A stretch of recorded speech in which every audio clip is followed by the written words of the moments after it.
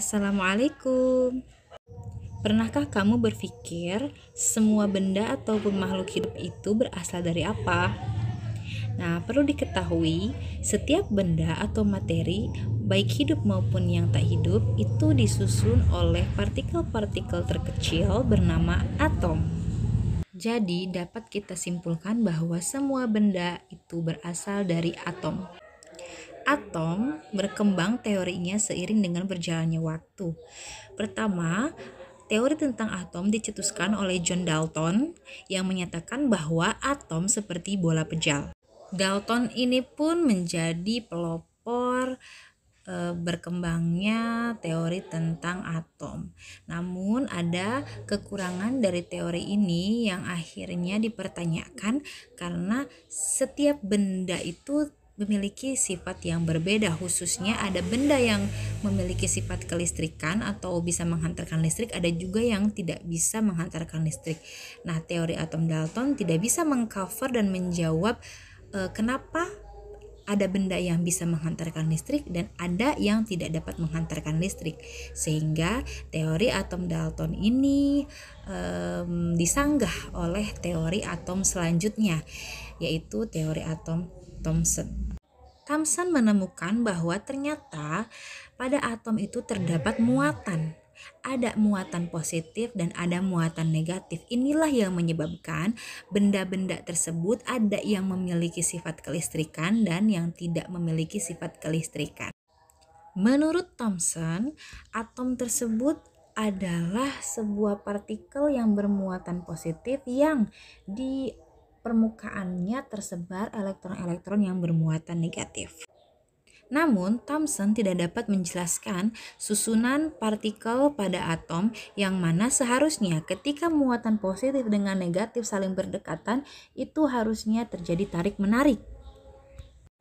Hal ini menjadi kelemahan dari teori atom ini, sehingga muncullah teori atom selanjutnya yang dikemukakan oleh Rutherford, yang mana Rutherford ini melakukan sebuah eksperimen dengan menembakkan partikel sinar alfa kepada lempengan emas yang menghasilkan ada beberapa sinar yang dipantulkan, ada juga sinar yang dibelokkan, dan ada sinar yang diteruskan. Hal ini menandakan bahwa pada atom itu ada partikel yang positif, kemudian ada partikel yang negatif, dan ada ruang hampa.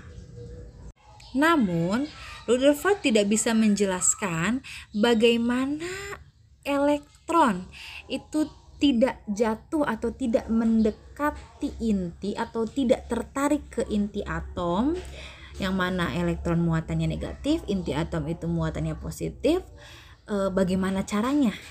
Sementara dikatakan bahwa elektron tersebut mengelilingi inti atom. Nah, kegamangan pada teori Rutherford ini dijawab oleh teori atom selanjutnya, yakni teori atom Niels Bohr.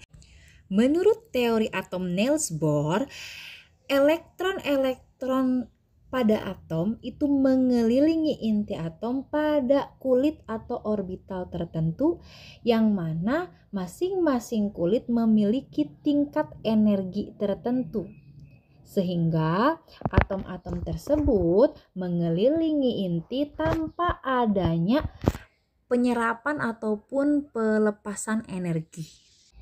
Hal inilah yang menyebabkan elektron-elektron tersebut meskipun mengelilingi inti yang bermuatan positif, tetapi elektron yang bermuatan negatif tersebut tidak jatuh atau tidak tertarik oleh inti atom. Proses pelepasan ataupun penyerapan energi akan terjadi bila mana elektron berpindah dari suatu kulit atau orbital ke kulit yang lain. Sampai saat ini, teori atom Niels Bohr dianggap masih valid dan masih menjadi dasar untuk mempelajari tentang teori atom. Berdasarkan teori atom Niels Bohr, ada 3 partikel penyusun atom, Yang pertama adalah proton yang merupakan partikel bermuatan positif. Yang kedua adalah neutron yang merupakan partikel yang netral, yang mana proton dan neutron ini sama-sama terdapat pada inti atom. Yang terakhir, partikel bermuatan negatif yang disebut dengan elektron.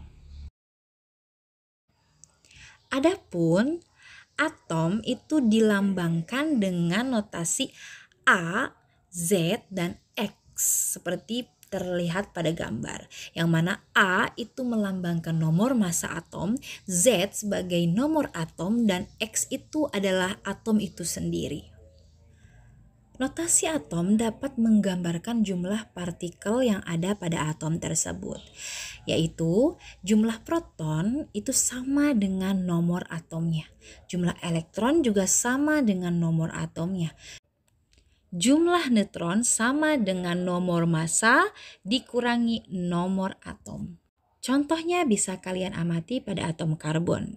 Nomor massanya 12, nomor atomnya 6, jumlah protonnya 6, jumlah elektronnya 6. Jumlah neutronnya pun adalah 6. Dari mana 6? Neutron itu 12 dikurangi 6. Oke, bisa dipahami ya. Nah, sekarang kita lihat di sini contoh lainnya ada natrium dengan kalsium. Untuk natrium itu kita lihat nomor massanya 24, nomor atomnya 11, protonnya 11, elektronnya 11, neutronnya 24 dikurangi 11 yaitu 13. Selanjutnya untuk kalsium, nomor massanya 40, nomor atomnya 20, protonnya 20, elektronnya 20, neutronnya pun 40 dikurangi 20 sama dengan 20. Bagaimana? Mudah kan? Tetap semangat belajar ya semuanya. Mohon maaf kalau ada salah-salah kata, mudah-mudahan bisa dipahami. Terima kasih. Assalamualaikum.